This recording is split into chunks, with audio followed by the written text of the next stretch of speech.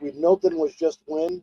I didn't suffer any wind damage except for a little bit on my shed, but I already fixed that. It wrinkled the roof up, so rain got in there, but didn't matter anyhow because it was, I had 8 feet of water in my shed from Helene. So wow. So when Helene hit, and then Milton came, what, about a week later? Yeah, I think it was 9 days. 9 days. I think so. What was the response initially from Helene? We didn't really see any response until after Milton. And what was the response that you had after Milton? We had some charities and some church groups and stuff that would come through with some food, cold sandwiches, peanut butter, jelly, which I like peanut butter jelly. Right. They would come through with a lot of saucy meals like lasagna, spaghetti, chicken. They were all obviously all doing it voluntarily. But then probably about 3 weeks into that, it kind of like slowed down, and then it just stopped. They were coming through because there was a lot of people. It's not just obviously my park that I live in. There's a if you saw the devastation, your pictures doesn't show it. So that's the worst. That's the worst thing. People don't realize actually seeing it for yourself, and you can see all the little intricate stuff. It's like it looked like a war zone. It really did. Yeah. Yeah. So you don't have pictures, or you do? I took pictures with my phone.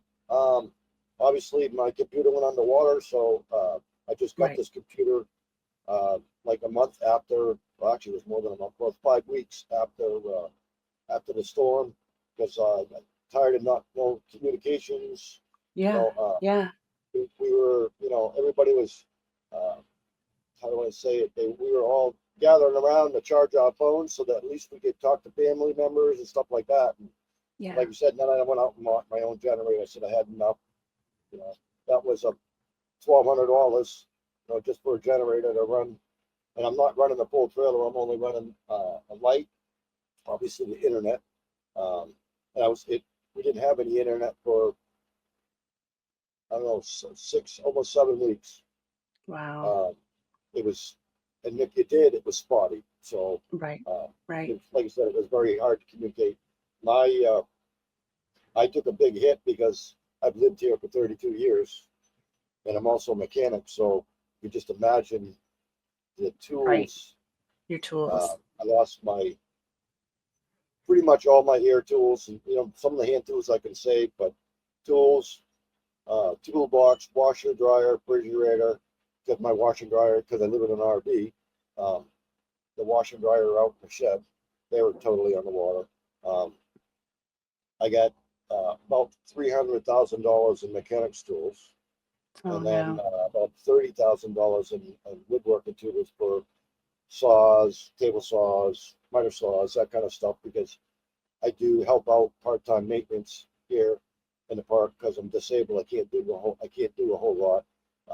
I just bought a vehicle 4 weeks prior to fix up to sell, to make some money. That went on the water. I didn't get nothing for that from FEMA. My truck, which was 2 months away from being an antique, was on the water. So I haven't even looked at it because I've been so busy trying to put my own stuff back together, and then trying to help everybody else, because for some reason I'm the go-to guy. I'm able to get things done. But it has to be, can't be major things. But everybody comes to me. Right. Well, some people are doers. Yeah. And that's why I've always been that way. So it's they're like, well, if anybody can take care of it, Danny can figure out what needs to be done and how to do it. That's great. That's great. Actually, they bought me for Christmas a hat. I'm not wearing it, but it says I know stuff, but I fix things. I love it. I love it. They did have and this was crazy too. They did have a station down next to where we boat, in our district, and so they did have free ice, and they were helping with it. That's where some of the meals were coming from.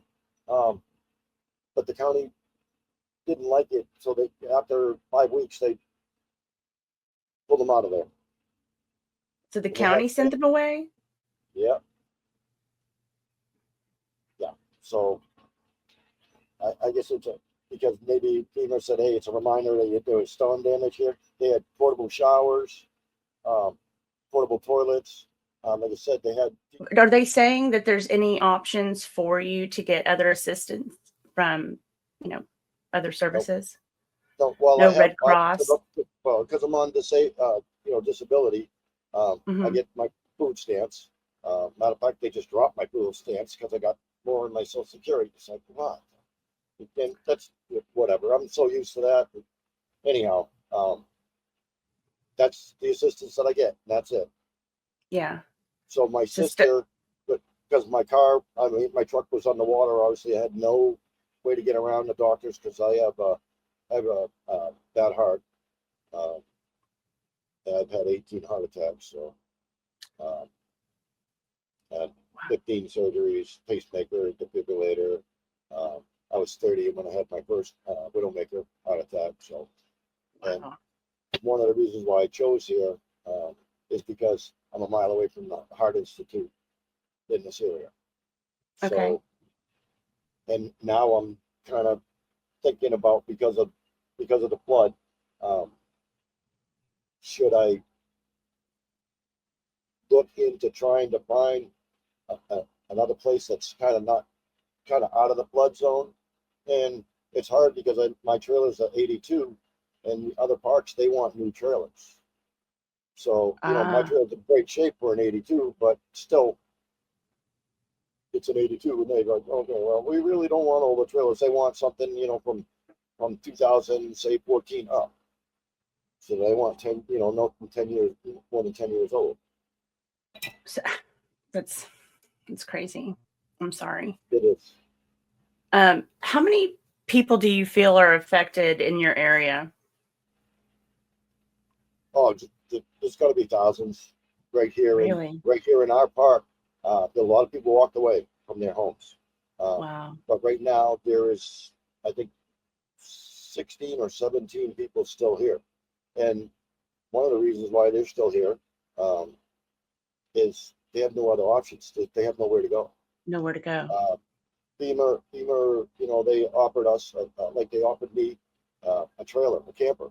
I'm like, yeah, I could put it on the lot. If I pulled my truck out of the way, then not a chain to pull that. I says, yeah, I could put it on a lot, but it doesn't do any good if I got no power to power it up. I'm in an RV already. Right. And without the power, it'd be no different than me in here. Right. Right. I honestly don't know what to say. A fair amount, but when I find out what other people got and they didn't have anything, I'm like, wow. And then I disputed it, and they turned me down. It's just like I went to them they told me to save receipts, for fuel and this and that and every other thing.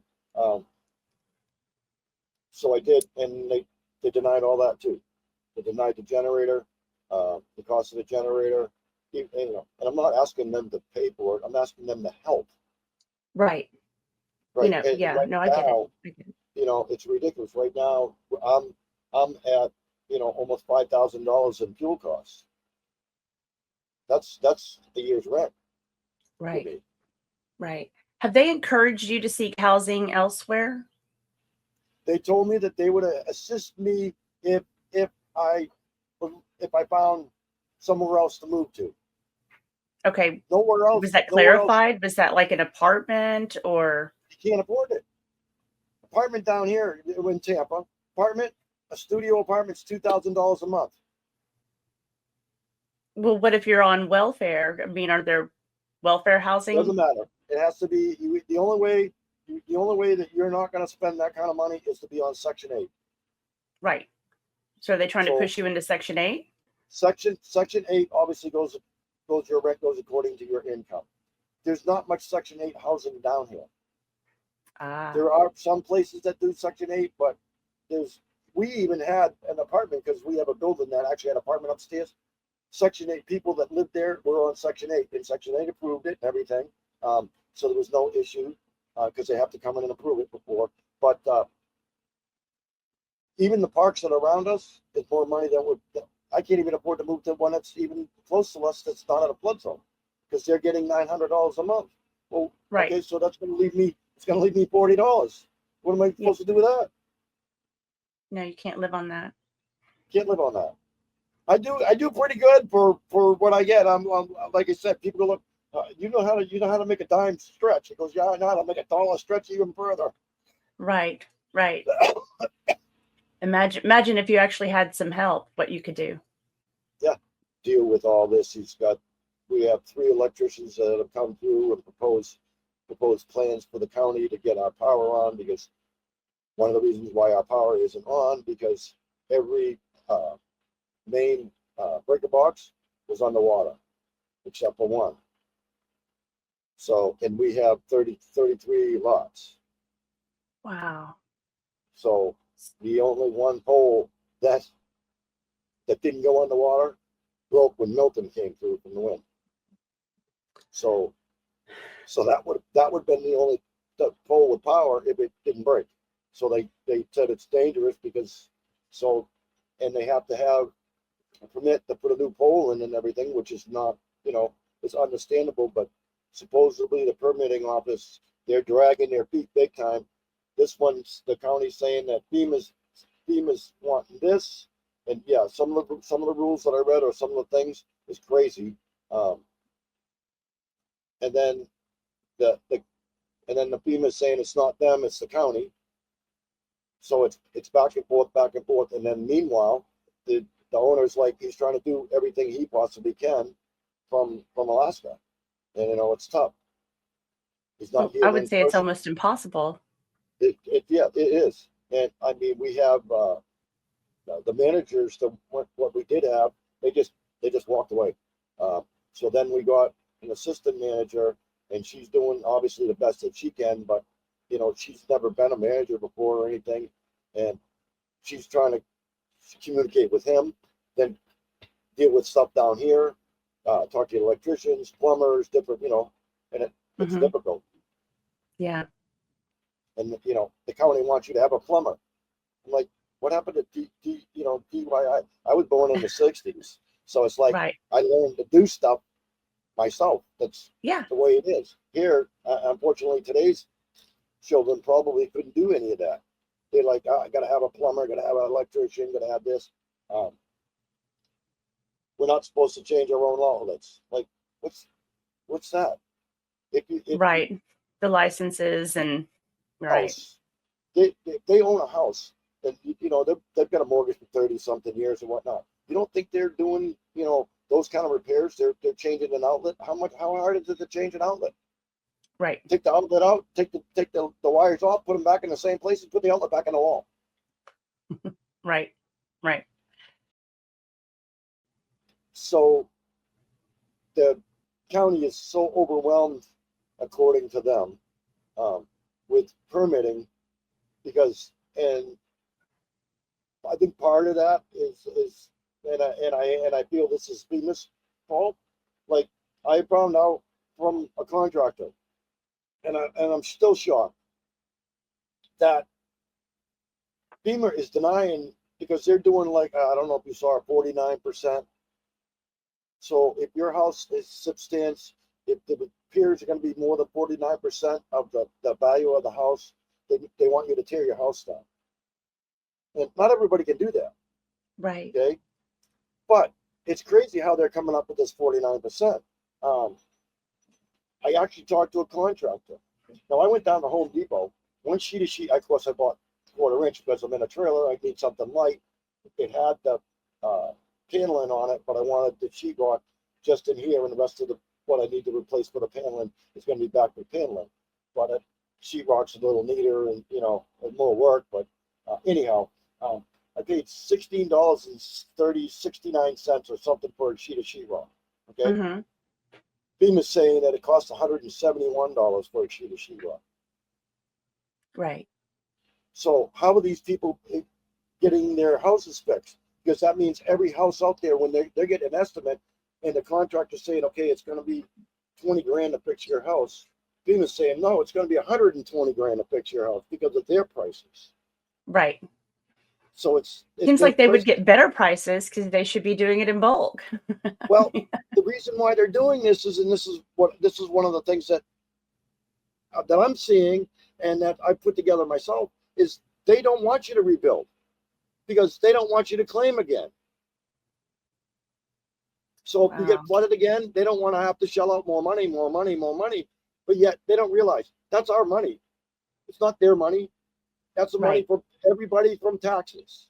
Okay. So I can understand. It's like, okay, so they sent me a thing because I'm in obviously a flood zone. So they sent me, they're covering flood insurance. Flood insurance is ridiculous. They're covering flood insurance for 3 years for anybody that claimed FEMA and got a check from FEMA. So they're covering all those for 3 years. But why are their numbers so far off? Right. Well, do you think it's because you're in a flood zone? Yes. So I think they're doing that because they want people just to leave their homes and then go back to nature, so that it will be a buffer between a non-flood zone and let this flood, and then have to not pay out anything on any time. Some houses they've done it. They want the houses are 25 feet in the air. So that's what they want. If you rebuild your house, okay, so if you tear it down, you rebuild the house in the same spot, it's got to be 25 feet above flood zone. So they're on stilts? So yeah, they got to be on stilts. So that's good with wind. Yeah, great with wind, and fantastic for flood because a lot of people, they're underneath. Basically, some people, they build like a living room or a family room, and it's basically a breakaway so the water will wash through. Right. This is the first storm, and well, they got hit here in the no-name storm, but this was worse. The no-name storm, they said, was a 15-foot surge, which got in right at the bottom of every trailer or the trailers that were still here. They said we were only supposed to get 12 feet when we're 13 above the flood stage. So it's like, okay, well, we'll be fine. It was 21 feet. Wow. Is what we got. Now, do you think if people or licensed contractors showed up in your county and actually tried to get permits to help you guys, would that help? Do you think the permit office would work with that? I can't say. The only reason why I can't say is because the permits office says that they're overwhelmed already. This is what they're saying. So I don't know if it's an excuse or, like I said, just they're making it more difficult for you to get a permit to rebuild. So to keep FEMA happy. I can't say. It just it seems to me that other counties that got damaged, their permitting is so much better than ours. So why are they getting permitted? And they've got this, we'll say the same amount of residents damage than we have. I mean, as far as the contractors, I got to actually have somebody come in here, even though I do my own work and handyman stuff. And I don't understand why, because like I said, I got minimal damage, but they want an estimate on what it's going to take to repair inside my trailer. I'm like, I almost got it all done already, So I probably spent maybe $2,000 to $2,500, but obviously that's me doing it myself. But that's still, even a contractor. Most contractors is not going to come in and say, hey, well, we need to fix an RV. They want to do houses. That's where the money is. It's not RVs. Well, even if they could give you a new trailer, right? Well, FEMA, like I said, FEMA has a waiting list for new trailers. Oh, so there's a waiting list. Okay. What would you say would be the first thing you need assistance with? well, as far as assistance, I would say fuel, because Fuel. like I said, the food stamps is covering it because I'm obviously not buying a lot of food because I'm living on, out of a cooler. The fuel's the main thing, and then after that, once we get electricity, things will probably, I won't say go back to normal, but it'll go back to normal a lot faster, because then then repairs will be able to start to get done, and that's all in the permit. And like I said, they're dragging their feet. They already denied three different plans on restoring the power and everything. And it's like, and I bought another trailer to bring in once the power gets restored, and it's no sense in having it delivered here. I told them I'd call them when I need it delivered because there's no power, so this doesn't do me any good. I can't even, Right. I couldn't even stay in that. So meanwhile, as you see, I put sheetrock up, and Yeah, I see that. my trailer didn't. I mean, a lot of the trailers sustained a lot more damage than my trailer, and one of the reasons why my trailer didn't sustain as much damage, even though I had all that water in here, is that I had already replaced the floors, because they got that pressed sawdust. I don't even know what they name it, but the pressed sawdust wood, and when it gets wet, it just falls apart. Well, I Oh, had right. already replaced most of mine with plywood, except for one section, which is the bathroom, because of the toilet and everything. Well, now I got to replace that. So there's 8 feet. So it's basically 8 by 8 that I have to replace. Right. So I got to, obviously, we had no water for 9 days. So are you getting water now, like fresh water? Yeah. I actually had to go out and buy a new computer chair, because my computer chair kind of got so damaged you couldn't spin it, you couldn't do nothing. So I'm like, okay. I said, well, I don't have my recliner was underwater, so that's all moldy and basically ruined. And that was well, I got for nothing, but it was a lazy boy, so it's built really well. But I was like, oh man. I says, well, I drag it out. I says, I'll never get the mold out of it, because No, you won't. No, you and, won't. and it wasn't just regular water, it was salt water.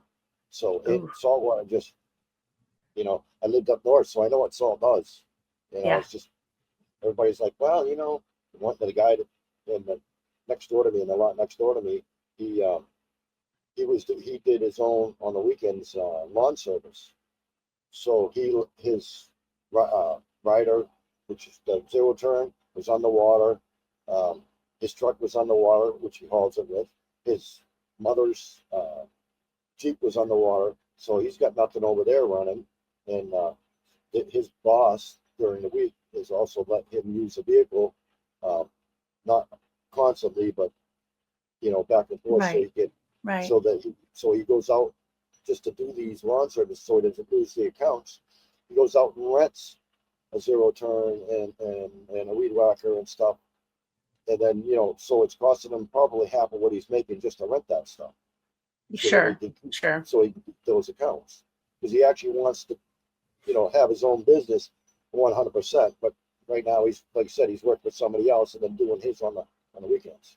Yeah. Yeah. No, I get it. I understand. Well, I do know people have wanted to know how to help you, or if there was a GoFundMe or something that they could do to help. I mean, people want to help. Yeah. I mean, I don't know. Like I said, if I could find somebody that would, walk me through, like either the PayPal or wish list. Like I said, there's not a whole lot left that I need to really buy, because I'm always limited on room anyhow. So I've already bought a washer and dryer and a refrigerator. The only thing I haven't bought yet is a bed, and that's only because of everything that was in here, the storage, so that obviously when I get that, because part of that floor is right at the door of the bedroom, that needs to be replaced, so I can only put so much in there.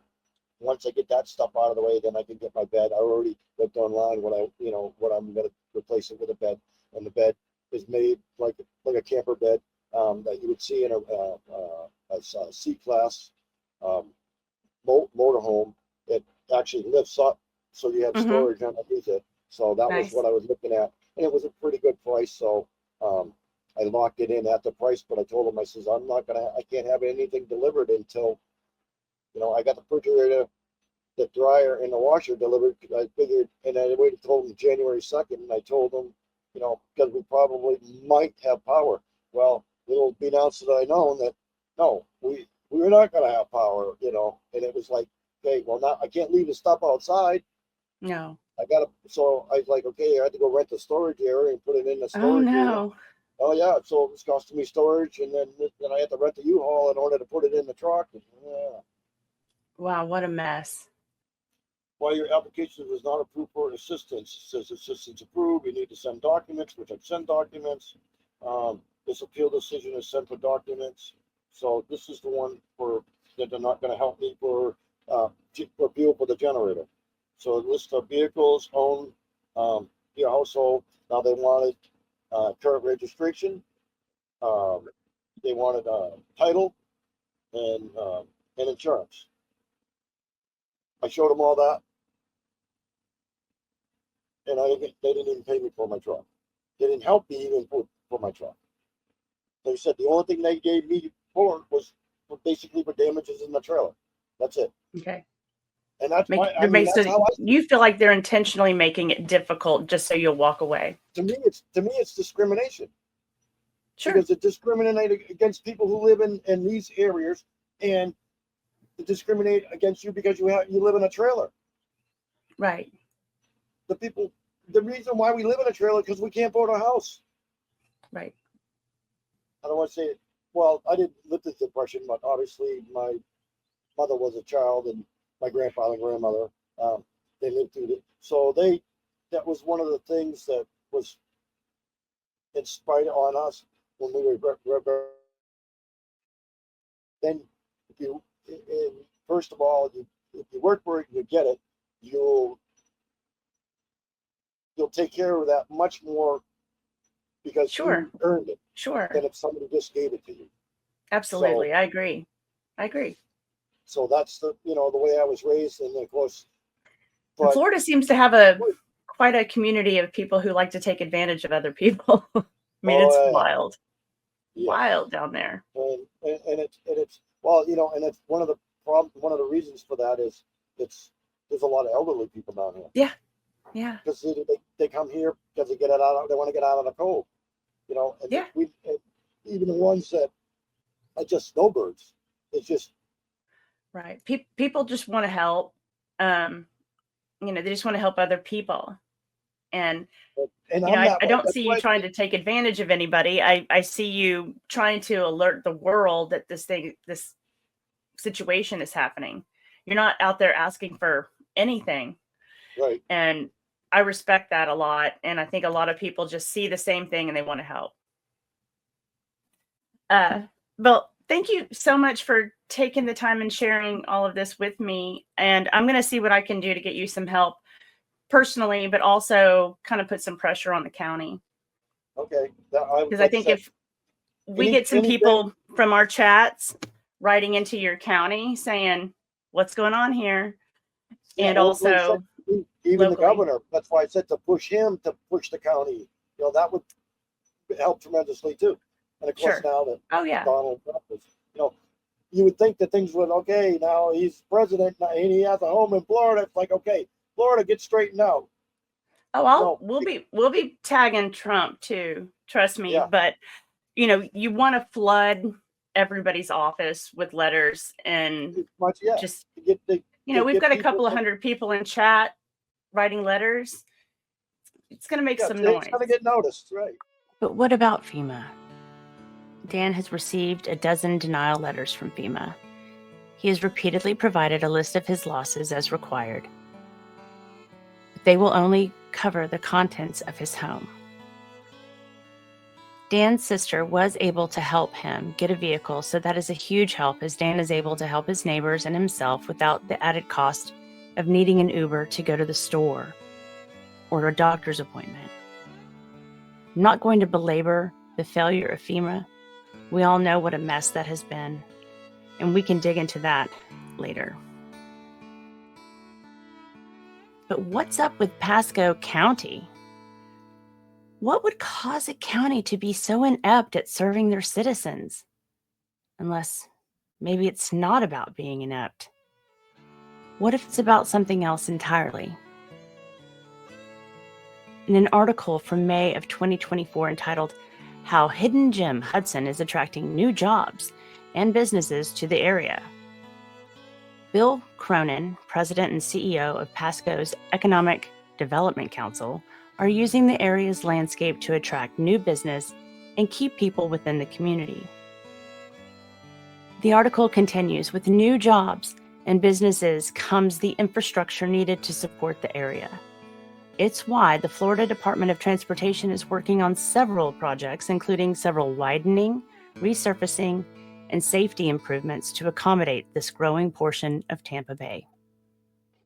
On another site called Pasco Ready Site Program, the website states Pasco County features a pro-business county government in a right-to-work state with local incentives, low operating costs, and no personal income tax, ranking the 4th best tax climate in the United States.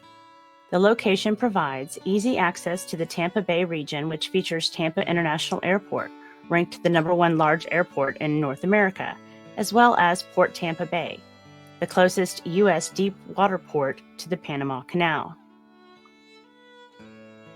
And with all these incentives to attract bigger business opportunities, maybe the little guys like Dan and his neighbors are just not a priority.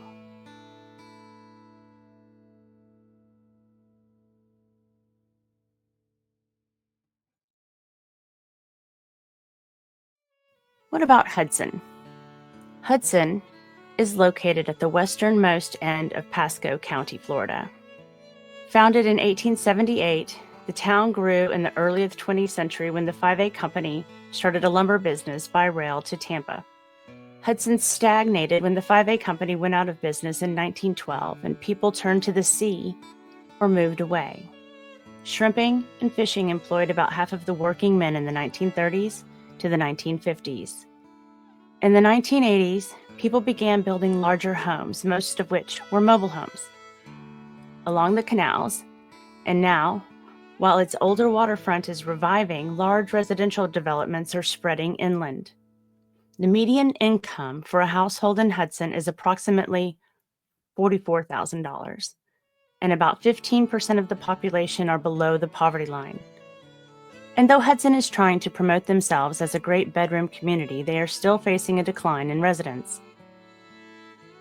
Maybe it's the poor city management, or is Hudson just trying to ignore the lower income citizens in the hopes that they will just go away? Maybe they just don't care about the people who live in the mobile home parks. With Hudson being developed with a large number of mobile home parks from the beginning, you'd think they'd be prepared to assist these communities.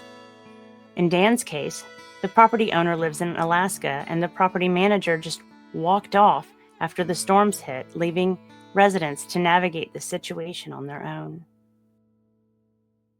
Dan's story is not an isolated story in Hudson.